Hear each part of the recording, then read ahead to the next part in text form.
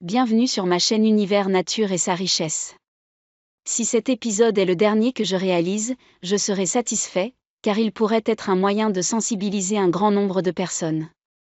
Peut-être qu'une partie de ces personnes changera de comportement et évitera les maladies chroniques.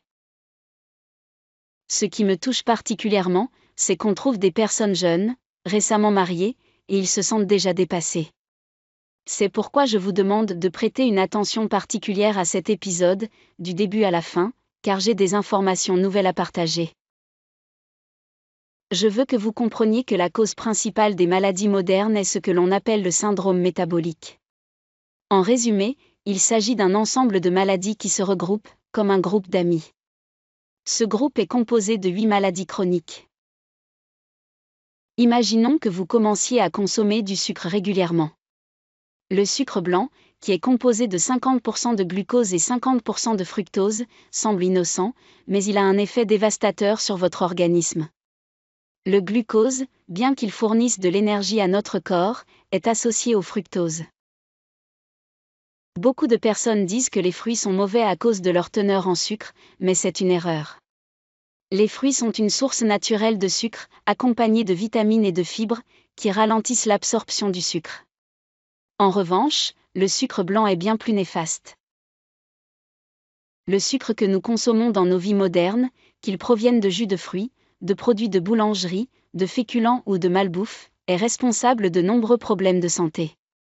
Ce sucre est ingéré en excès, ce qui surcharge le système. Lorsque vous mangez trop de sucre, l'insuline a du mal à gérer toute cette quantité de glucose. Elle essaie de transporter le sucre dans les cellules, mais à un moment donné, les cellules deviennent résistantes à l'insuline.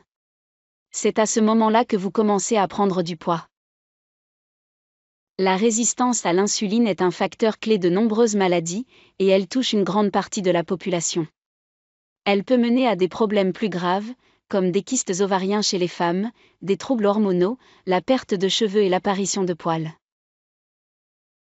La résistance à l'insuline est souvent la première étape vers le diabète de type 2, une maladie très sérieuse avec des complications graves, touchant les nerfs, les yeux et les reins.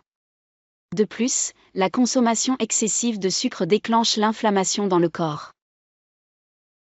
Cette inflammation provoque la production excessive de cholestérol et de triglycérides, des facteurs de risque pour les maladies cardiaques et les vaisseaux sanguins. Si cette inflammation persiste, elle peut entraîner une hypertension artérielle et d'autres complications graves. Le sucre, notamment sous forme de fructose, est également responsable de l'accumulation de graisse dans le foie, ce qui peut provoquer une stéatose hépatique, ou encore de la goutte, avec une douleur intense au niveau des articulations, surtout les talons.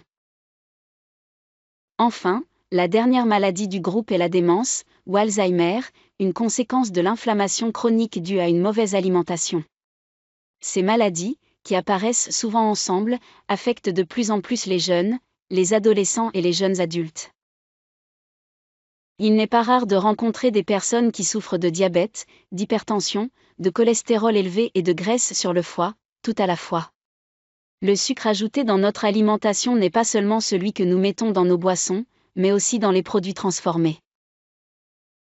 Face à ces maladies, beaucoup pensent qu'il suffit de prendre des médicaments, mais la vraie solution réside dans une alimentation saine et équilibrée. Avez-vous envisagé de contrôler votre alimentation, de manger des aliments sains et de faire de l'exercice? Vous n'avez pas besoin de vous inscrire à une salle de sport. Commencez par marcher chez vous, éteindre votre téléphone, arrêter de fumer et de boire, et vous assurer de bien dormir. Protégez-vous et protégez vos enfants, car ces mauvaises habitudes ne se construisent pas en un jour. Prenez soin de vous, changez vos habitudes pour votre bien-être et celui de vos proches. Je vous verrai dans le prochain épisode.